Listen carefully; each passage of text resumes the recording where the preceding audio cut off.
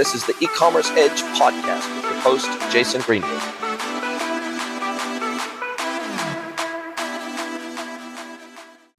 Everybody, and welcome to another episode of the podcast. I would like to reintroduce the guest that I'm having on the show today. Welcome, Mr. Ohad GREENSHPAN, now from WANDZ.AI. Welcome, Ohad.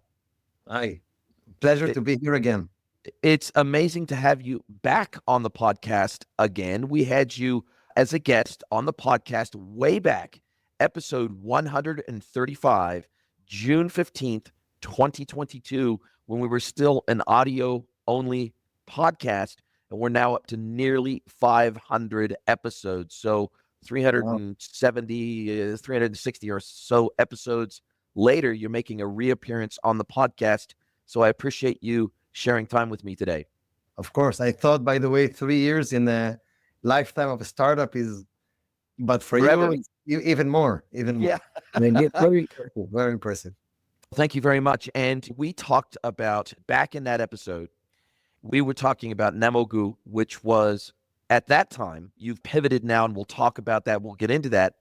But at that point, we were talking about customer intent-based e-commerce experience personalization. And basically, you guys at that time were taking a whole lot of signals based on behavior that customers were taking on e-commerce websites. And you were basically taking that and you were crunching the numbers and you were personalizing the experience based off of buyer intent, based on buyer psychology. Now, you've renamed your platform. It used to be called Namogu, and now you call it WANDZ.AI, WANDZ.AI, and like a magic wand. And we're going to get into that. But take us back to when you first envisaged Namogu to begin with. What was the vision behind the platform? For those that haven't seen that previous episode, what was the vision behind that? And has that vision changed with the introduction of WANDZ, or has it just evolved? Yeah, so very good question. So first, maybe let's go back to 2014 when Namogu was invented or initially founded. So the idea there back then was to prevent any client-side distractions, let's call it, anything that can create a distraction for the end user and go somewhere else. So over the years, we started with all the coupon extensions and malware that injects advertisements that are obviously unwanted on the client side. What we discovered over the years, first, in order to do that, we had to collect a large amount of signals in order to understand what's unwanted and what's wanted, how to run transparently without compromising the experience, right? So we had to collect a lot of signals. And over the years, we became masters in client side. And over the years, what we understood is that as clients, our merchants are blind to what's going on the client side. So they design their website perfectly, but they're blind to what's going on, to many things that are going on the client side. Of course, they're aware of a lot, but there's like new segments of data signals that they're blind to.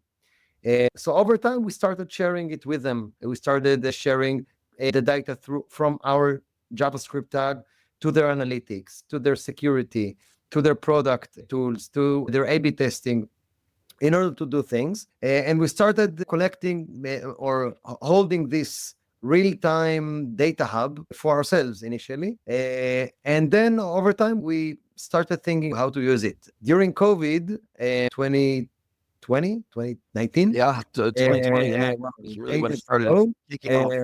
Exactly. We acquired 2 companies, one that built a promotion engine that leveraged this data in order to give real-time promotions to visitors. And the second one provided email and SMS offline, off-session promotions. And the idea was to start building on top of the data hub that we created, start building personalization tools in order to engage the users after we removed all the distractions away, to build personalization tools to engage the visitors, to allow our merchants to engage the visitors. And then over the years, we understood that the value proposition and the vision that we have in mind are bigger than what Namogu was born with at the beginning. And we decided to not only expand the product, but also expand the name and the vision and everything. Sometimes it's very hard for a company to change its DNA, to change its because the market recognizes you in a certain way, and the clients and analysts and everyone, investors and everything. And we decided with the expanding the product also to expand the vision and also the message and also the name. We chose WANDZ.AI, as you mentioned, because that's the magic wands that we provide our clients.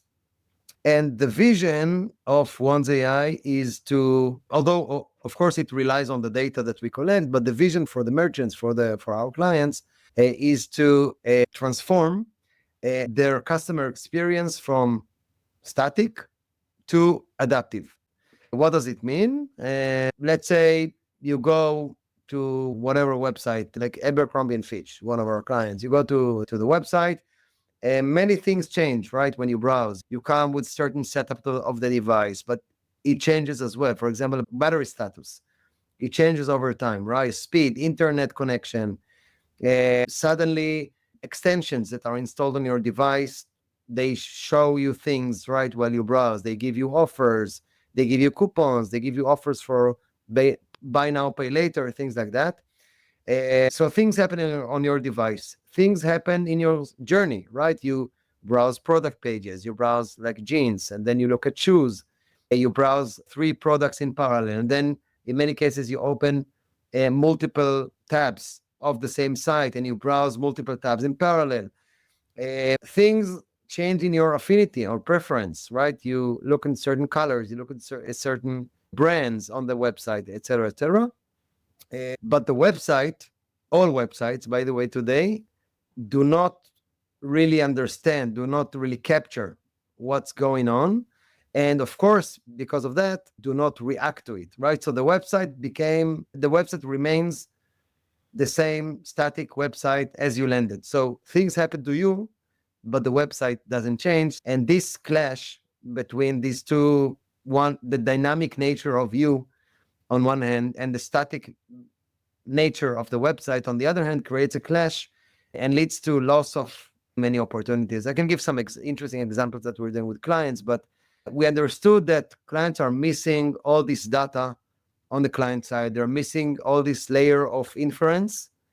We added to that also the predictive part, which we can discuss, and what we call the activation. So what we can do with the user. And the idea of all of that is to be able to give optimal experience at the end of the day to each and every visitor. Wow, it's quite the evolution of the vision, that's for sure, but certainly built on the same foundation of Yes. data collection, data aggregation, and then data action, and making sure that the customer experience is personalized. Now, if we were to compare and contrast what me as a website user would experience when I go to a website that was previously running Namogu and is now running WANDZ, what would be the practical differences that I would notice or I would see as a visitor to a website that was running the old technology versus the new technology? What would be the practical differences I would notice? Yes. So the first technology that we brought removes all the client-side distractions, but that's it, right? It makes the website clean from any client-side distractions. In other words, it makes the website appear as it was planned to, right? So was that's intended to, exactly. Now with WANDZ, we added additional layers that allow you to take additional action on the user. For example, if you go to 100% of the websites today, 99.9% of the websites today, and you search for something, you click on the search bar, you browse, you go to certain products, and then you go to the search bar, you either get nothing, like when you click on the search bar, you either get no recommendations, or you get 5 terms that millions of people get, no matter what you did before, what you looked for, what you did in the past, etc., etc. You just get the same 5 recommendations that everyone gets, 5 suggestions that everyone gets, or nothing until you start typing. So once you start typing, usually 3 letters, let's say BLA, then you would get autocomplete suggestions for black something. But what about before the 3 letters? What if I click on the search? Why can't we provide relevant, highly contextually relevant suggestions to me, because I'm browsing, right? You know what I'm doing.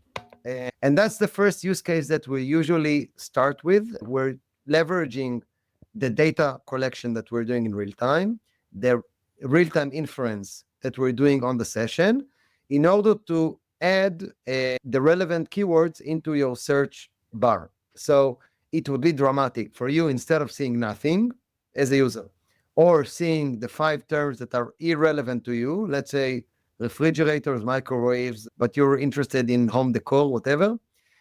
So the change for you would be dramatic to see relevant suggestions that are relevant to you.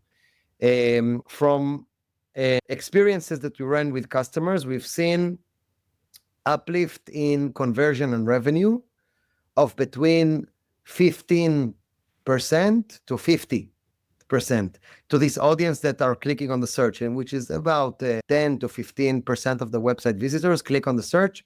For them, like 15 to 50% uplift in revenue or conversion. This is dramatic. And also, if we talk about, we care and our merchants care about, of course, about revenue and everything, but more about the experience of the user. So we allow users to find much faster products that they're interested in, right? Or categories or products or colors. So we're using this data collection, real-time inference, in order to enrich the search, to augment the search with adaptive capabilities. We call it adaptive search. So transforming the search from very like old school to something new, fresh, that changes the game. That's one example. We have many examples, by the way. If you want more, I can share. Sure. No, that makes sense. Now, back when we were discussing Nemogu, I remember distinctly that you made a big point of saying, hey, we are not trying to be a search merch personalization platform. That's not what we are. We're not competing with Algolia. We're not competing with Nosto. We're not competing with these search merchant personalization platforms. And back then, in 2022, Nosto, I'm 99% sure they hadn't made a search acquisition yet. And so they were just a personalization platform. And what we've seen in the intervening 2.5 years is that search-only platforms have evolved to be merchandising and personalization platforms. Merchandising and personalization platforms have evolved to be search merchandising and personalization platforms. And there's been massive consolidation in our industry. And one of the reasons for that, from my perspective, is that every portion of a customer's journey through a website has to inform every other portion of a customer's journey through a website. Agreed. So it makes sense that, hey, I need to take into account, what are they searching for? What categories are they browsing? What products are they browsing? What filters are they applying? What products are they adding to their cart? Which products are they abandoning? Which products have they purchased? What does their historical transactional record look like? What products are they adding to a compare, like a product comparison? We need to be looking at every facet. Which page did they enter our website on? Was it through a paid ad? Was it through an organic result? Was it a product page, category page, homepage they landed on initially? We need to be looking at every facet of a way a customer interacts with our website and how they interact with other digital properties like emails and other things that they interact with. And so it makes sense that this industry, broadly called personalization, let's just put it under the umbrella of personalization. It makes sense that there would be consolidation, because you need every single interaction to inform every future interaction. But you went to great pains to say, we are not trying to be this. We are trying primarily to remove friction from the buying experience so that they are not interfered with. Plus, we are trying to make sure that we intercept, for example, exit intent, and we're trying to present the right customer with the right information so that they don't exit, or we minimize the chances that they leave our website without buying from us.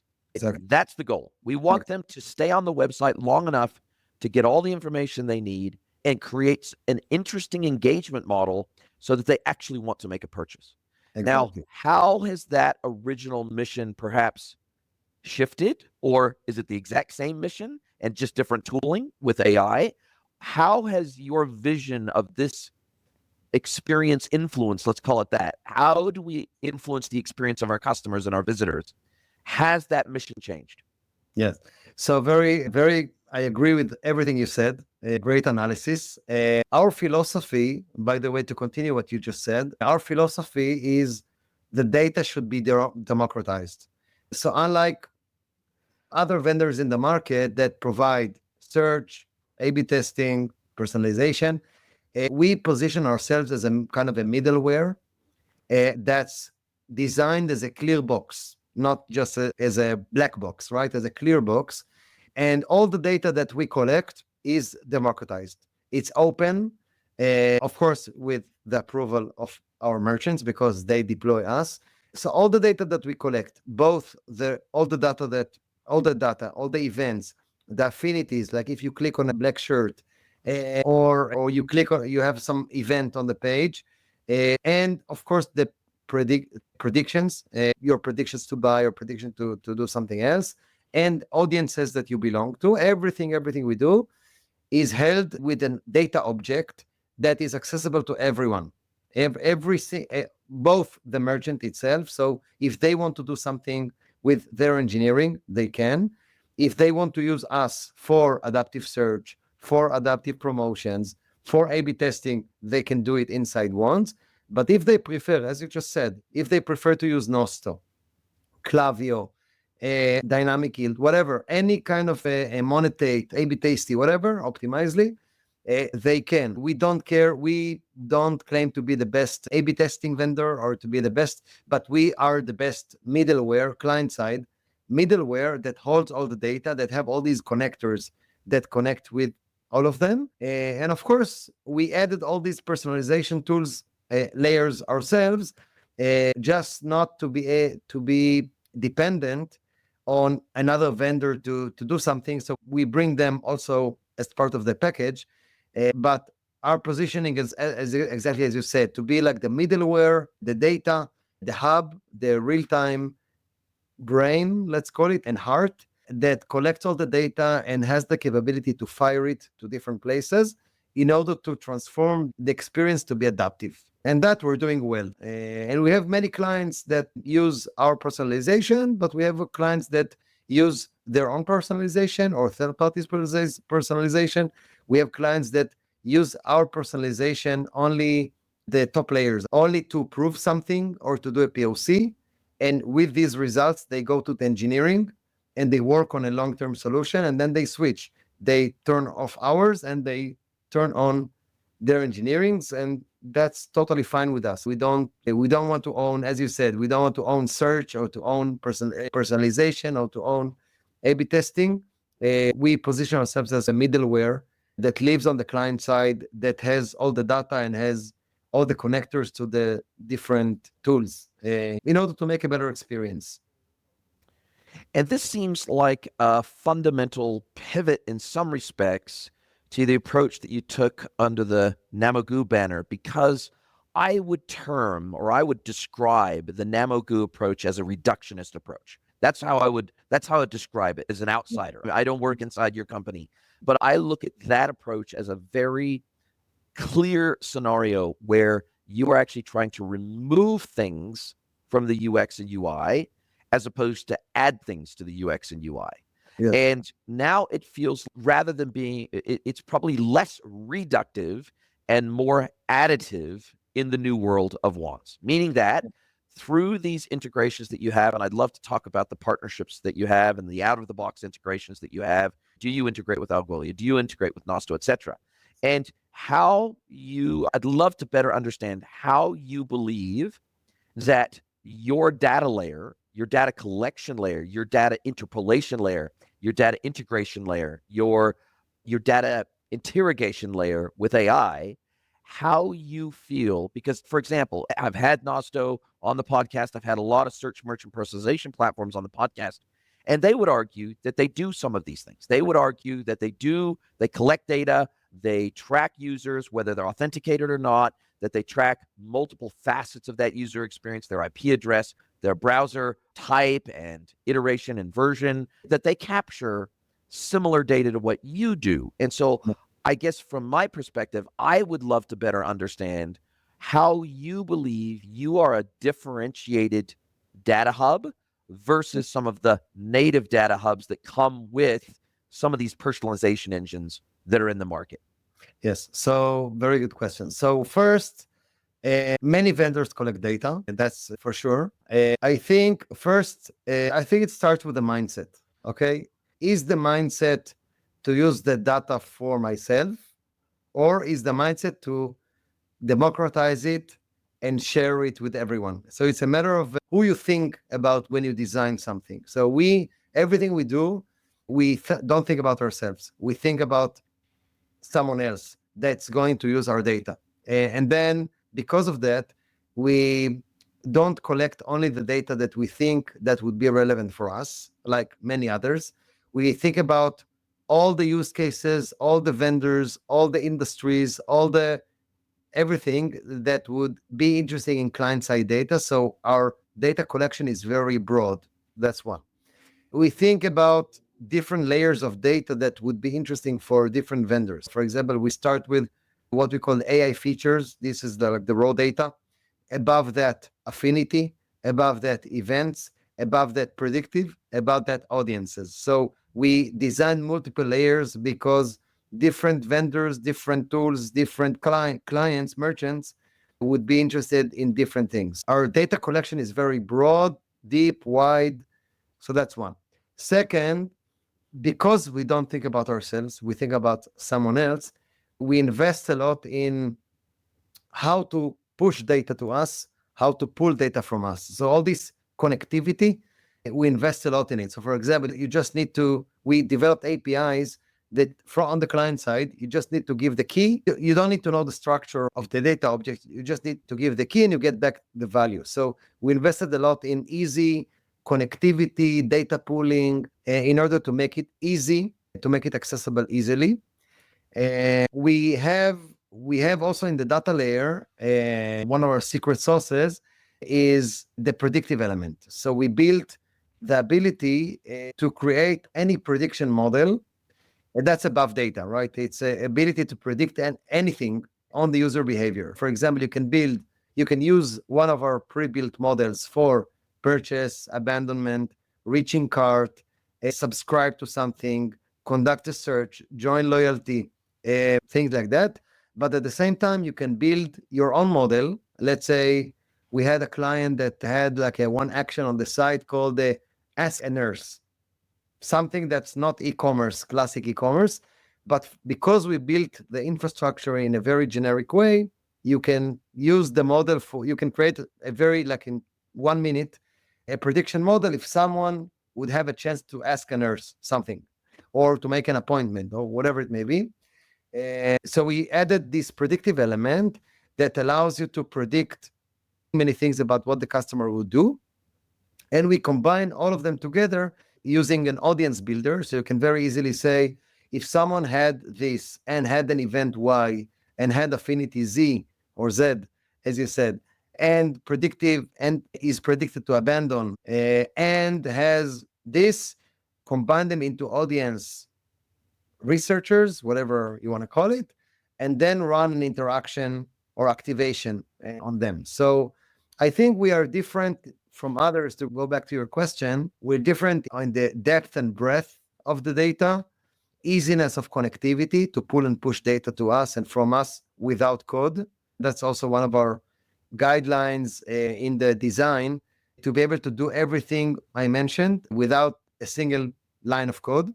So depth and breadth, connectivity, predictive element, and it's very easy to work with the tool. So we get a lot of good feedback from clients that find it very hard even to launch a promotion like a pop-up. It takes them with other tools or with their engineering, sometimes 3 months, 4 months, 6 months, because they don't have the data. They need to go to this. They never need the project manager. They need to go to the product. Here, everything is within the same tool. So I think the holistic nature of WANDZ is what makes the change. And it feels, given all of those evolutions, shall we say, of your platform, it feels like your target customer may have changed slightly, or maybe the target customer that you work with you've got more than one cohort of customers that you would work with now. And by that, historically with Nemogu, you would have been working directly with merchants like 99% of the time. Maybe you had some out-of-the-box connectors with some other platforms, but the customer that was actually paying you for your tech was the merchant, right?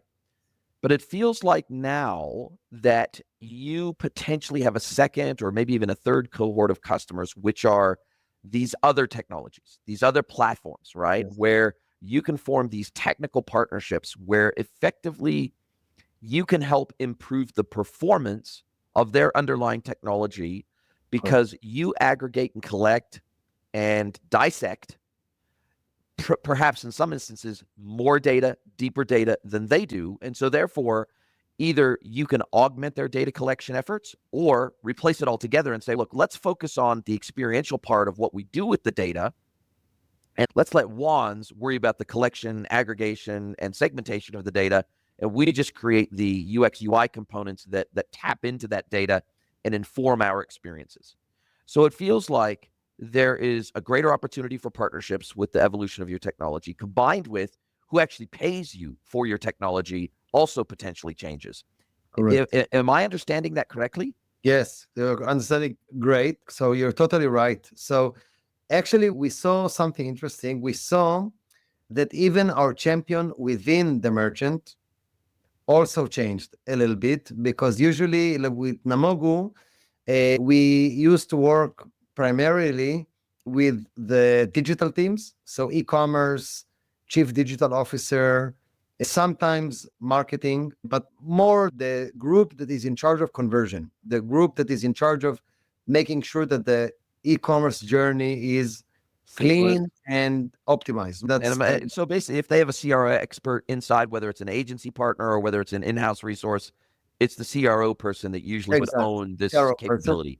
Exactly. Now, because WANDZ.AI is a middleware that allows you to create better experiences on the website, we find that our bigger champions on the merchant side is the product group, because we allow them to do that. We allow them to do this. Anything they dreamed about can now become feasible. So it allows them to create a better experience, better customer journey, and that's usually owned by the product in merchants.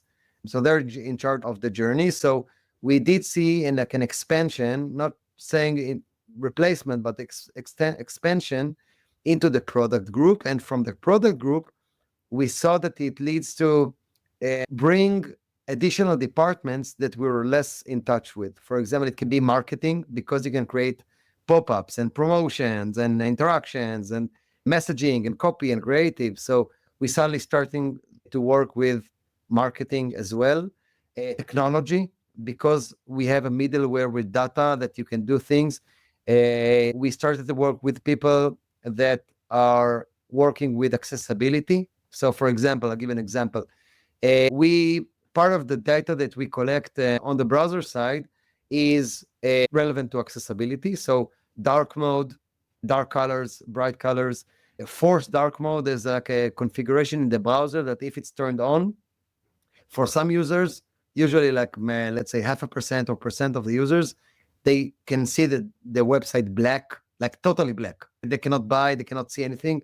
So it brings the accessibility groups into the table. Site reliability, like SREs, IT, fraud sometimes, because the data can also be relevant to them. Bot traffic. So many signals that we make accessible are relevant to additional groups. So even inside the merchant, we see an expansion, which is makes our work more interesting even.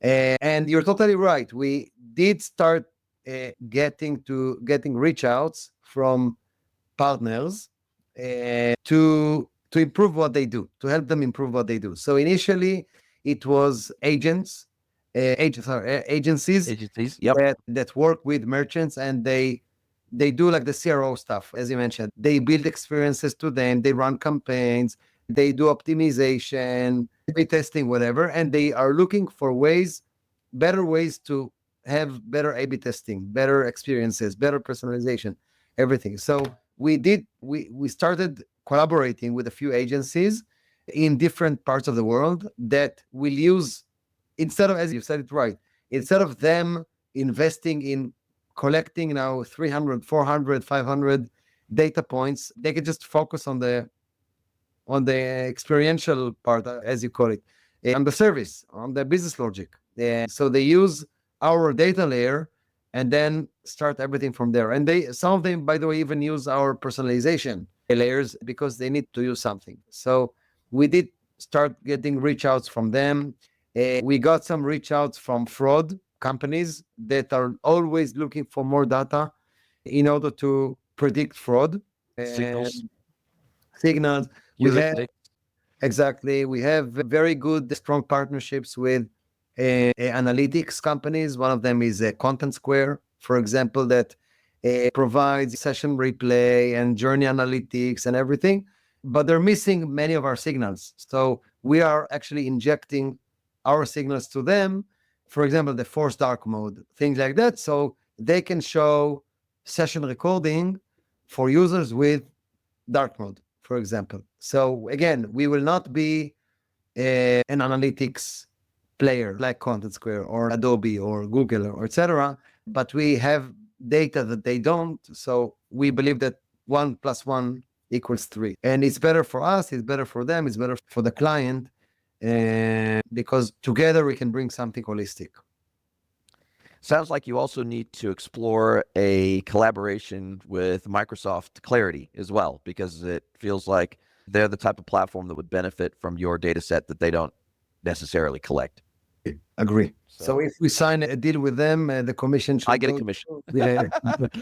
And how about some of these other search merchant personalization platforms? Because as you say, if you are gathering broader, deeper, more holistic data and you're doing more with it once you collect it, and you're segmenting it in new ways, you're dissecting it in new ways, you're pulling insights out of it in new ways, it feels like this is something that another tech provider, let's just say it's a Nosto for sake of argument, it feels like instead of them having to continue to develop and evolve their data capture layer and their data insights layer, and then linking that to their actions layer, it feels like that this could be an opportunity for them to effectively white label your technology such that it informs all of the experiential components that they deliver through the front end.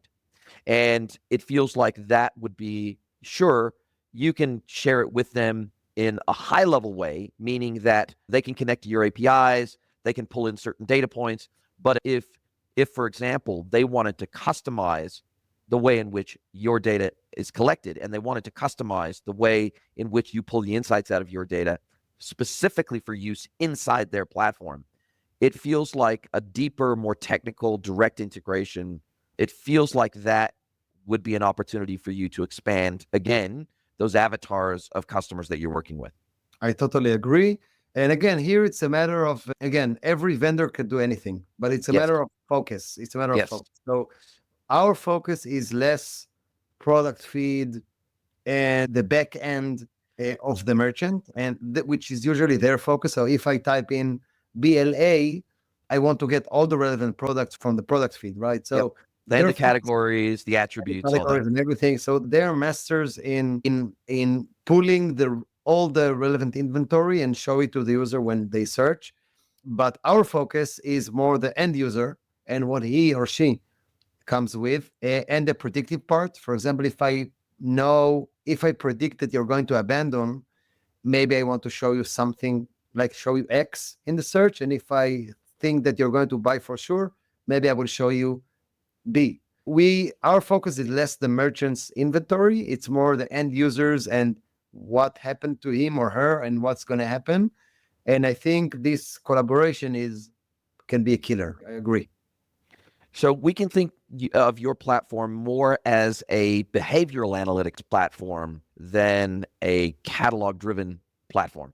Exactly. It's more than behavior because lots of the signals that we collect are non-behavioral at all. For example, the dark mode, if you have what's your battery status. So it's not necessarily the behavior It's also environmental analytics. Environmental and behavioral and everything, but our focus is the end user and his or her environment and what they're doing rather than the inventory of the merchant, as you said. You're totally right. And what's next for you, say, over the next 6, 12, 18 months? How do you think that your technology will continue to evolve? What's high on your radar? Obviously, if you're working with brands like Abercrombie and Fitch, they're a global brand. They have slightly different requirements than maybe a small brand that doesn't have as many resources, a startup brand, things like that. What is high on your radar to continue to expand the capabilities of WANDZ? Yeah. So first, I can't tell you all the secrets. Of course. I wouldn't expect you to, but maybe give us a teaser. But if no one listens, I hope they do. So first, everything we do at the moment is available on web only. We haven't released our SDK for native apps, which we plan to do in the next few months for Android and then for iOS, is to expand. The first expansion, let's call it in terms of real estate, would go beyond web to native apps as well. And this will be like a big thing. I think partnerships will be a major effort, both technology partnerships, as we mentioned, with analytics, A/B testing, DXPs, CDPs, commerce platforms like Jebit. Exactly. So to expand the integrations with all these systems, to develop all these integrations with all these vendors. So this is the second. We plan to expand aggressively the predictive capabilities. So at the moment, we have a few models that are embedded within the platform. We plan to invest a lot in the predictive element, the predictive AI elements that will allow us to predict new generation of things on the user. I think these are the three major, like I would say, efforts. And of course, go aggressive on the market and go to market. And once we work with clients, we get so many ideas of what can be done. So obviously it would lead to new things on the roadmap. But yeah, exciting times. And how do you guys make your money in this new WANDZ model? How do you guys charge your merchant clients, your technical partners, your agency partners? How do you guys make your money? Is it based on the interactions you believe that you save in terms of customers that, for example, maybe would abandon or maybe would exit the site or would have fewer items in their cart or whatever? How do you guys decide how you bill for effectively the enhanced data set that you provide to your merchants? Yeah, so we have basically a hybrid model that our clients choose either to go by hit-based model, meaning different things would be like a hit. So it's per volume of usage. So for example, a page view is a hit. If you train your models, it's hits. If you call the models in real time, it's hits. Everything you call an API, it's hits. So hit-based model based on usage, site usage, let's call it. So that's a pay-as-you-go model. Or it can be like an annual SaaS model that you pay per volume. So bigger websites pay more than bigger businesses pay more than smaller businesses. But we kind of estimate what's the volume that you plan to have for the year, and that's your tier, and you pay by your tier. So either like a price that we agree on the beginning of the year, or as you go, like consumption model. Yeah. Makes complete sense. Typical SaaS world, especially when you get into enterprise SaaS, there's always a little bit of negotiation there. There's always a bit of a commercial negotiation to arrive at a place where you can be profitable, but your customers have something affordable that they can actually deploy and use at scale. So that makes complete sense. And so you are an enterprise product. And so people need to reach out. And that naturally leads me to my next question is, how are people best to get a hold of you? I'll drop your LinkedIn link into the show notes, as well as the new WANDZ.AI website link into the show notes. But other than that, if people want to get a hold of you, merchants want to get a hold of you, if they want to talk about personalization, they want to talk about data, analytics, predictive analytics, AI, what's the best way to get a hold of you? So I think, as you said, I think feel free to reach out to me like directly, Ohad at namogu.com or WANDZ.AI, or website, or talk to our customers. I think we invest a lot in our customers, and we think that they are the best ambassadors of ours. So I think talk to them and get their opinion on us, and then find a way to us. But I think, yeah, reach out through the website. You're available everywhere. Everywhere. 24/7. I love it. I love it. And you mentioned that you were based in the UK just now. I was going to say, because I know you're normally based in Israel, but I was looking behind you and I was like, that looks a little bit gray and dark and dreary for Israel. It's not like a Zoom background. It's the real background, but Real you're number. based in the UK at the moment, meeting with clients, looking at new clients, looking at expanding your market into the UK.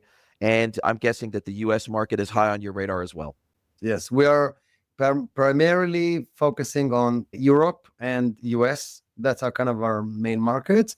But yeah, on the roadmap, the plan is to expand to Asia as well, Latin America. So yeah, but these are our main markets, US and Europe at the moment.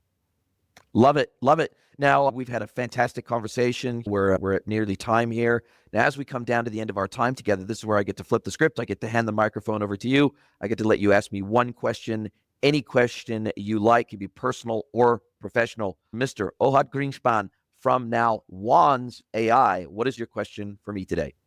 Wow. Can it be personal or Of course, personal or professional? What's the story behind your t-shirt? This data t-shirt is from Lexer, which is a CDP, and it's one of their pieces of merch. And they're a very interesting technology. The CDP space is such a crowded space now. It didn't used to be, but now it's massively crowded. And these guys do a pretty incredible job. And they've got some unique new merchandising technology for retailers that bridges the gap between physical and online merchandising. And they're capturing data from point of sale. They're capturing data from physical spaces. They're capturing data from the website, and they're putting that together across the breadth of their CDP. And they've been around for a long time, so they're doing some pretty cool stuff. And I was very grateful that they sent me this cool what looks like a play on AC/DC. Hey, it's AC/DC, exactly. I love it. Yeah, they're very clever. They're a very clever company doing some very clever things in the CDP space. And first party data is it's a big deal, as you're playing in the first party data space and zero party data space, and so are they. And it's something that I think more retailers are getting religion about, especially obviously there's been a stay of execution for third party cookies for now, but they will eventually go away and they will eventually have to be replaced with something else. But it's a very interesting space to play, I think, in trying to figure out how can we capture behavioral data, environmental data, but also explicit action data as an authenticated customer. How can I start building up this vision of a customer profile that is very highly enriched? And then how can I start taking into account things like cost to service? What is a customer's return rates? What is a customer's contact us rate per purchase, whether it be through live chat, whether it be through phone, whether it be through email and help desk? So I think taking into account as many of these data points as possible, like what does it cost us to serve this customer? Because it's not good enough to just look at their CLV through the lens of revenue. It also, you have to look at it through net profitability per customer. And that means if you're going to look at it through that lens, you got to look through acquisition costs. What channel did we acquire them through? You got to look at so many other factors when you look at the net profitability of a customer. Because if you purely look at it through the lens of revenue, two customers might look identical, but your cost to acquire and service them can be radically different. I agree. Very interesting. Cool. So it's a super interesting space for them as well. Ohad, this has been a fantastic conversation yet again. Look forward to speaking with you again sometime in the next maybe 6, 12, 18 months and see how WANDZ has developed over that time. Thank you for your time. Great. Thank you for your time. Thank you. Are you a B2B or D2C e-commerce merchant? Then head over to greenwoodconsulting.net to learn how we can help you scale your business.